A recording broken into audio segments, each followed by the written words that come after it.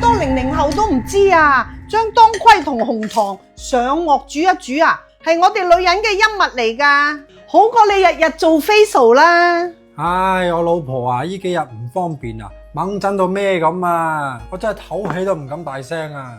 係咪又一時遲晒大到，一時又停晒水呢？平時好中意食埋晒生冷嘢係咪啊？嗱，後生呢好多嘢都唔識㗎，我哋作為老人家要幫幫手㗎。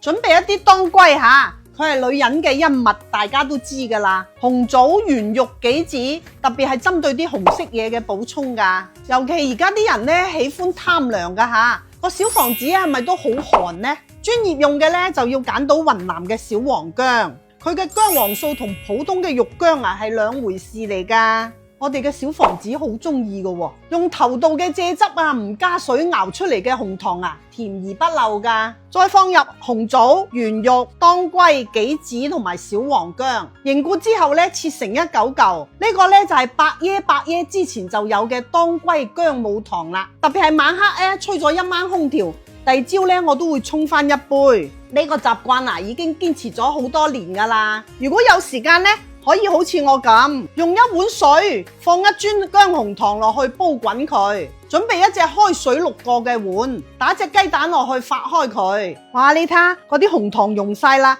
嗰啲薑絲啊、紅棗啊都睇得到嘅喎，咁咪真材實料咯。跟住我哋將煲滾咗嘅紅糖水撞落個雞蛋嗰度，再冚個蓋焗一焗佢。趁住呢個時間呢，我同大家分享一下點樣先可以揀到靚嘅薑紅糖。用古法嘅紅糖做呢，佢係深棕色㗎吓，而且表面有好多氣孔嘅。你用手搣一搣佢呢，就好容易搣得開㗎啦。擺少少落口呢，好快就溶㗎啦，咁就為之靚嘢啦。嗱，呢個幫大家獨立包裝好嘅薑紅糖呢，我已經放咗喺視頻嘅左下方啦。有需要嘅街坊自己去睇下啦。嗱，呢個薑紅糖豬腳湯就搞掂啦，你望下。